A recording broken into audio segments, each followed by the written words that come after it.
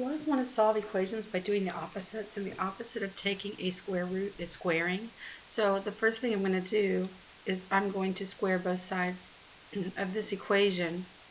I have the square root of 3x equals 3, so I want to square the both sides of the equation. So a square and a square root cancel each other out because they're opposite operations. So I get 3x equals 9. Divide by 3. So x equals 3. Now on square roots you always have to check your answer with the original equation, because sometimes it looks like you have an answer but it's really a no solution problem. So the square root of 3 times 3, I'm just plugging my x value in, equals 3. The square root of 9 equals 3. Well, yes, 3 is the square root of 9. So you get 3 equals 3, so the final answer on that one is x equals 3.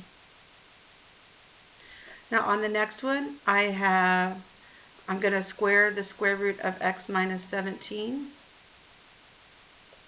equals 2 squared. So a square and a square root cancel each other out. So x minus 17 equals 4. I'm going to add 17 to both sides.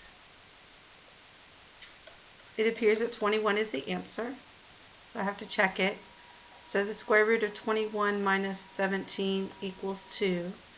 The square root of 4 equals 2. Yes, it does. So 21 is the answer to that one. The next one, I'm going to square both sides. So the square root of 3x squared equals negative 7 squared. Square root and square cancel each other out. So 3x equals negative 7 times negative 7 is 49. I divide both sides by 3. Now 49 over 3 does not simplify, so it looks like that's my answer, but I do have to check it.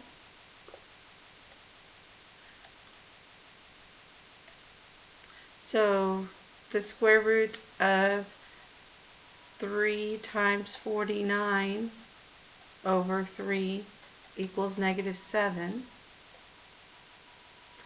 So I've got top cancels with bottom. The square root of 49 equals negative 7. Well, the square root of 49 is positive 7. It's not negative 7. So in this case, the answer is not 49 over 3. It's no solution.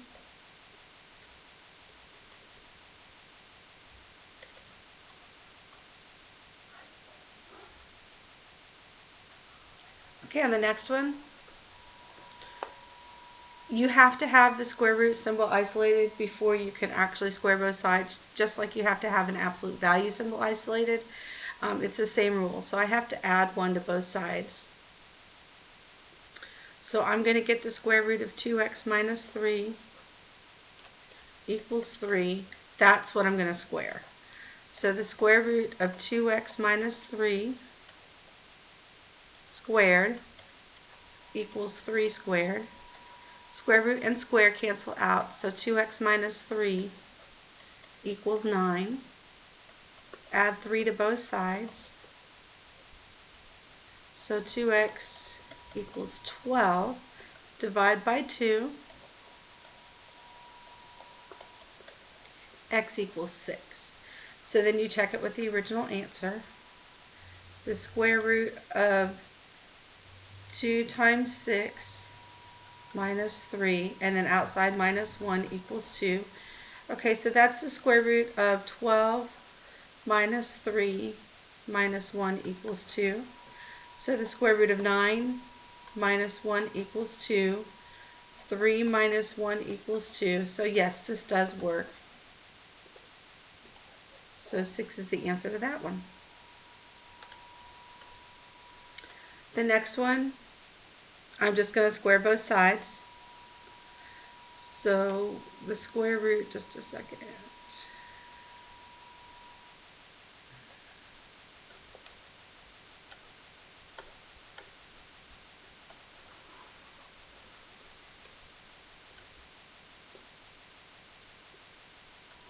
So I'm going to do the square root of 28 minus x. I'm going to square that. and I've got x plus 2 that I'm going to square. So square and square root cancel out. So I have 28 minus x equals x squared plus 4x plus 4. Now I know I have a squared term, so I'm going to have to factor. So I'm going to move the 28 over by making it a negative 28. And I'm going to put that under my constant column. And this, I'm going to add 1x to both sides and put that in my x column. So I'm going to get 0 equals x squared plus 5x minus 24. I need the factors. Well, first of all, let me make my two sets of parentheses. Split up my x's. The signs are a plus and then a minus. The factors of 24 that when I subtract them equal 5 are 8 times 3.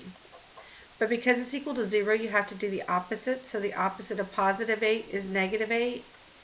And the opposite of negative 3 is positive 3. But remember, I have to check each one of these. So let's check the first one. 28 minus, let me write it like this, 28 minus a negative 8 equals negative 8 plus 2. So these two negatives together are a positive, so the square root of 36 equals negative 8 plus 2.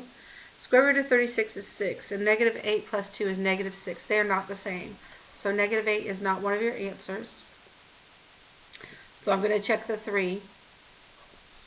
The square root of 28 minus 3 equals 3 plus 2. The square root of 25 equals 5. Yes, it does.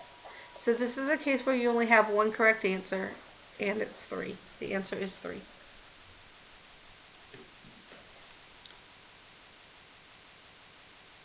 Okay, on the next one, I'm going to subtract x from both sides. So that's going to give me negative the square root of 7 minus 6x equals a negative 1x minus 14. But because the negative's out in front of the radical's still not isolated. So since it's just a negative, you can change all the signs, but don't touch anything under the radical. So it's going to be the square root of 7 minus 6x equals x plus 14. Now I'm going to square that.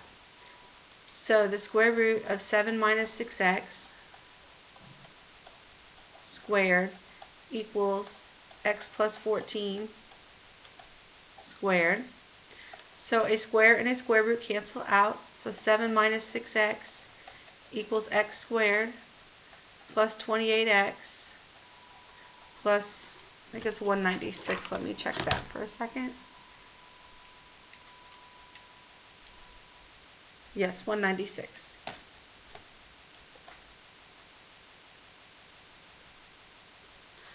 So then I'm going to subtract 7 from both sides. And I'm going to add 6x to both sides because you have to get everything over in order to be able to factor and solve this. So I get 0 equals x squared plus 34x plus 189. Now the factors of 189 that when you add them equal 34 are 17 and 17. So I've got x plus 17 and x plus 17.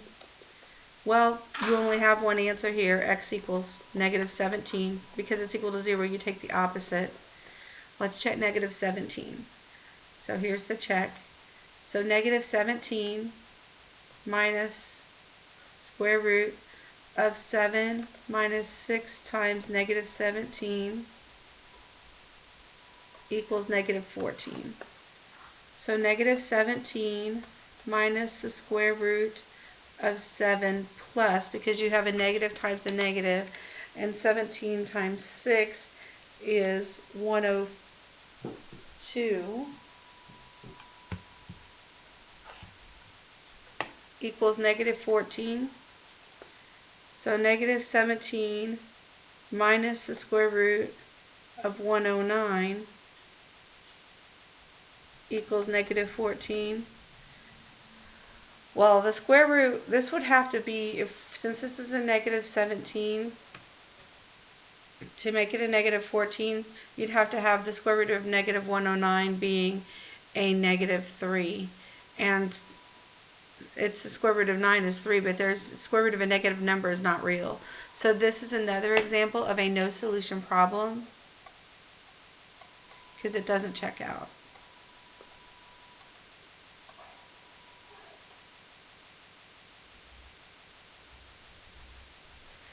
Okay, number 7, I have the square root of 4x minus 7 squared equals 5 squared.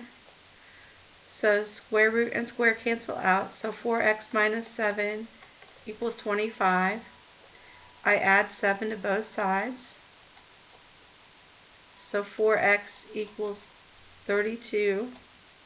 Divide both sides by 4. X equals 8.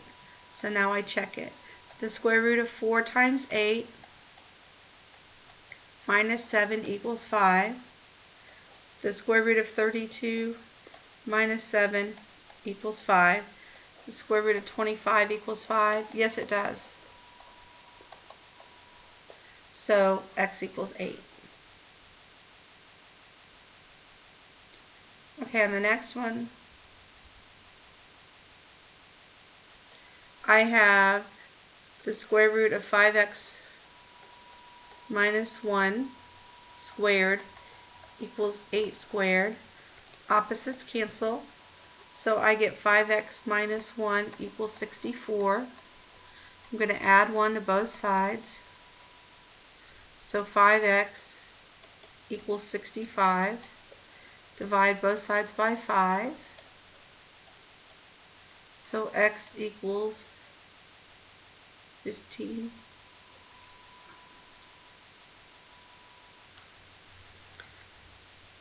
X equals 13. So check that. The square root of 5 times 13 minus 1 equals 8. So the square root of 65 minus 1 equals 8. Square root of 64 equals 8. Yes, it does work out. So 13 is the answer.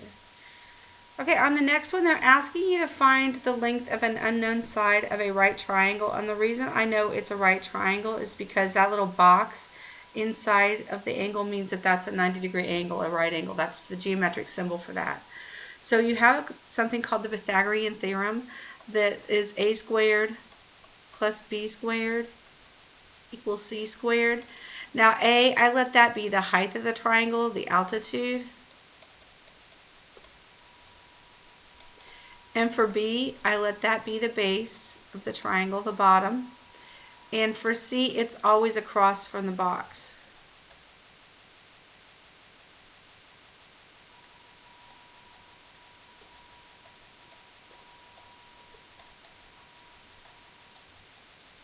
So I just take this equation, a squared plus b squared equals c squared,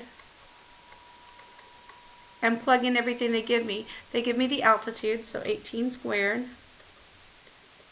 plus they give me the base, the bottom, 6 squared, equals c squared.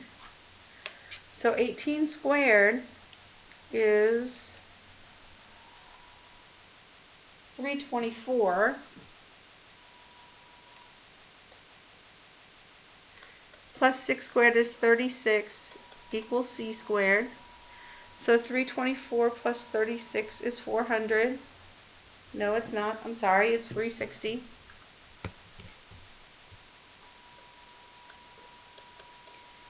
To get c by itself, I have to take the square root of both sides. So let me do that, because the opposite of squaring is square rooting. Opposites cancel. Okay, so the square root of 360. Well, 360, let me come out here and do it. 360 is 36 times 10.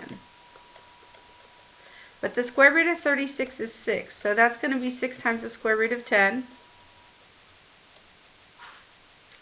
And that is actually the answer.